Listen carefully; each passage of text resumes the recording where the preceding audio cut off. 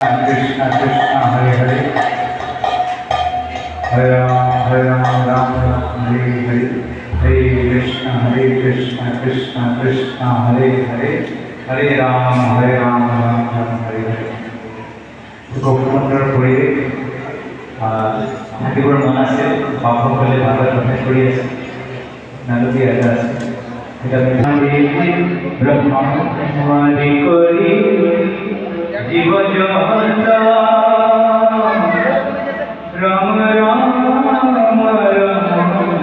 राम राम राम माया स्वय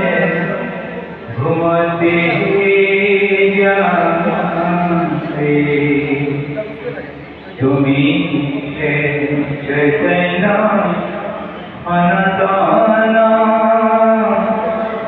राम राम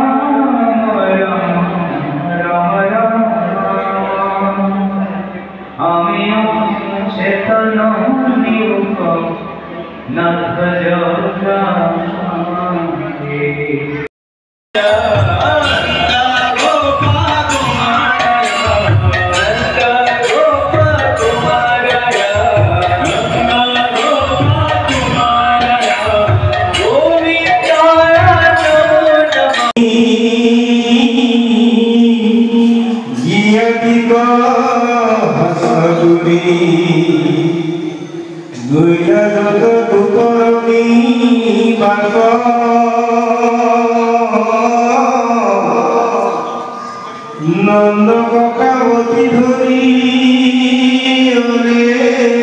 अभिनय करी गुरीदंत के कबे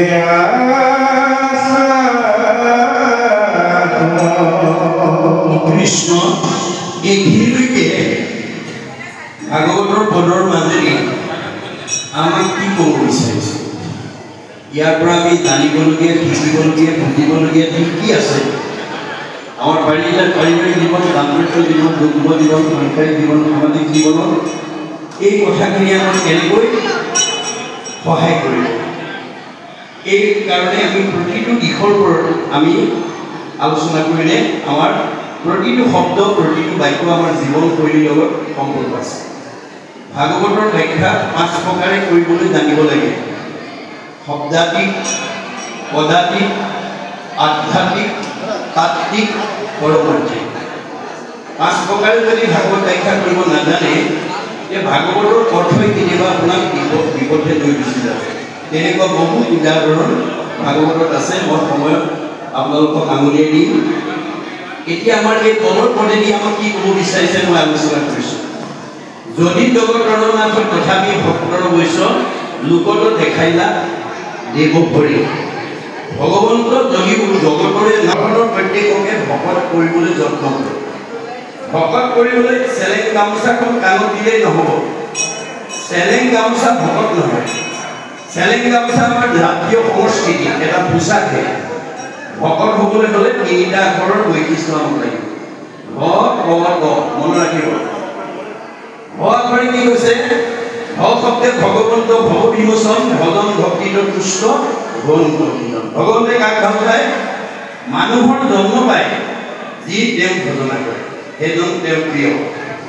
মাক বাপেকে কোন ল'ৰা ছোৱালীক ভাল পায় যি ল'ৰা ছোৱালীয়ে মাক বাপেকক শ্ৰদ্ধা কৰে ভক্তি কৰে মৰম কৰে আদৰ কৰে সন্মান কৰে কথা শুনে ভাগ বচন মানে তেনে স্বভাৱৰ সন্তান সকলো মাক বাপেকৰ প্ৰিয় সন্তান হৈ যদি কোনোবাই মাক বাপেকক শ্ৰদ্ধা নকৰে ভক্তি নকৰে মৰম নকৰে আদৰ নকৰে সন্মান নকৰে কথা নুশুনে ভাগ বচন নামানে সেইটো সন্তান যিমানেই দেখিবলৈ ধুনীয়া নহওক যিমানেই শিক্ষিত নহওক সি কেতিয়াও মাক বাপেকক প্ৰিয় হ'ব নোৱাৰে এইটো যেনেকৈ বাস্তৱ সত্য আমি কাৰ সন্তান আমাৰ ভাগৱতত কৈছে যিজনৰ অতিবিদিত পুষ্ট হ'ব দেউ জানিবা কিজন পিতৃ এক কৃষ্ণ আমাৰ সকলোৰে পিতৃ কৃষ্ণ আৰু আমি তেওঁৰে সন্তান আমি সন্তান হিচাপে তেওঁক আমি পুৱা গধূলি সেৱা পূজা কৰিছোঁ নে নাই কেনেকৈ কৰিব লাগিব ভাগৱতত কৈছে হে কৃষ্ণ পুজিলে দ্ৰব্য লাগে মাত্ৰ নাম আমি সেই আমাৰ সকলোৰে পিতৃ ভগৱন্তক আমি পুজিবলৈ নামৰ প্ৰয়োজন নাম কাৰোবাৰ ধাৰ কৰিব নালাগে হিয়াৰ মাজে নামৰ ভাণ্ডাৰ মুখে বাদ হয় ভগৱানে আমাৰ প্ৰত্যেকৰ হৃদয়তে হাজাৰ নাম পুঞ্জীভূত কৰি ৰাখিছে তাৰ পৰা মাত্ৰ এটা দুটা নামেৰে তেওঁক আমি সেৱা পূজা কৰিব এইটো হ'ল প্ৰথম ক শব্দে কৃষ্ণভজী পবিত্ৰ পৰম আত্মাক দেশন্ত কৃষ্ণ সমস্ত দেশম আত্মা দৃষ্টিত আমি সকলো সমান আমাৰ আত্মাৰ মতা নাই মাইকী নাই বগা নাই ক'লা নাই ওখ নাই চাপৰ নাই শকত নাই ক্ষীণ নাই আপোন নাই পৰ নাই চুট নাই বড় নাই আত্মাৰ এইটো ধৰ্ম নহয় এইটো দেহৰ ধৰ্মহে দেহৰহে মতা আছে মাইকী আছে বগা আছে ক'লা আছে ওখ আছে চাপৰ আছে শকত আছে ক্ষীণ আছে আপোন আছে পৰ আছে চুট আছে বড় আছে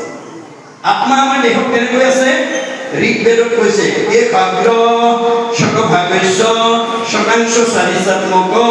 জীৱ সূক্ষ্ম অল্প অয়ং সংখ্যাতিটো হিচিতগণ আপোনালোকক যদি কোনোবাই প্ৰশ্ন কৰে পৰম ব্ৰহ্মৰ অংশ আমাৰ দেহ জগতত কিমান পৰিমাণে আছে আমি ঋগ্বেদৰ দোহাই দি ক'ব লাগিব চুৰিৰ আগেডাল 10,000 ভাগ কৰি এভাগ ল'লে যিমান সূক্ষ্ম অণু হয় সিমান সূক্ষ্ম অনুৰূপে গুৰি পৰুৱাত যিমান হাতীটোতো সিমান বুঢ়া মানুহৰ যিমান কেঁচুৱা ল'ৰাটোতো সিমান দেহৰহে কেঁচুৱা বুঢ়া আছে দেহৰহে ডাঙৰ সৰু আছে আত্মাৰ ডাঙৰ সৰু নাই এই জ্ঞানটো যাৰ উপলব্ধি হ'ব তেওঁ জীৱন্ত মুক্তি হৈ যাব মনত ৰাখিব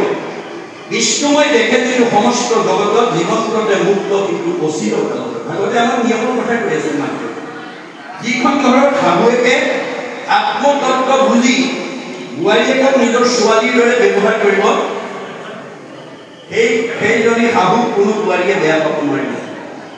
যিখন ঘৰত বোৱাৰীয়েকে আত্মতত্ত্বৰ অৰ্থ বুজি শাহুৱেকক নিজৰ মাতৃ জ্ঞান কৰি ব্যৱহাৰ কৰিব সেইজন বোৱাৰী কোনো শাহু অপ্ৰিয় হ'ব নোৱাৰে যিজন দেউতাকে নবৌয়েকক আত্মতত্ত্ব বুজি নিজৰ বায়েকৰ দৰে ব্যৱহাৰ কৰিব যিজন নবৌয়েকে দেউতাকক নিজৰ ভায়েকৰ দৰে জ্ঞান কৰি ব্যৱহাৰ কৰিব সেইখন ঘৰত কেতিয়াও পাৰিবাৰিক কণ্ডল হ'ব নোৱাৰে মনত ৰাখিব কথা আমাৰ ভাগৱতৰ তত্ত্ব নজনাৰ কাৰণে আজি আমাৰ বহুত পাৰিবাৰিক জীৱনত অশান্তি হৈছে কিয় আমাৰ আত্মমৃত্যু নাই বহুত শাহুৱেকে বোৱাৰীয়েকক নিজৰ ছোৱালী বুলি নাভাবে আমুকৰ জীয়েক বুলি ভাবে দেহ ধৰ্ম লৈ আছে বহুত বোৱাৰীয়েকে শাহুৱেকক দেহ ধৰ্ম লৈ আছে তেওঁতো মোৰ মাতৃ নহয় নহয় তেওঁ আমুকৰহে মাতৃ দেহ ধৰ্ম লৈ আছে দেহ ধৰ্ম যিদিনালৈকে লৈ থাকিব দেহ অনিত্য অশ্বাসৰ দেহ আজি আছে কালিলৈ নাই এইটো মায়া ধৰ্ম যেতিয়ালৈকে ল'ব তেতিয়ালৈকে আমি পাৰিবাৰিক জীৱন দাম্পত্য জীৱন যুৱ জীৱন সাংসাৰিক জীৱন সামাজিক জীৱন শান্তি প্ৰতিষ্ঠা কৰিব নোৱাৰিম এয়া ভাগৱতৰ মনত ৰাখিব গতিকে আমি ক আখৰ তত্ত্ব বুজি সকলোকে একাত্মা বুদ্ধিৰে ব্যৱহাৰ কৰি পাৰিলে কাৰোবাক উপকাৰ কৰিব কাকো হিংসা নকৰিব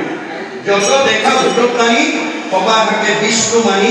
হিংসা এই কৰা উপকাৰ আমাৰ ভাগৱতে কৈছে যে মই সকলোতে আত্মাৰূপে আছো পাৰিলে কাৰোবাক উপকাৰ কৰিবা কাকো হিংসা নকৰিবা উপকাৰ কৰিলে অনুপকাৰে পুণ্য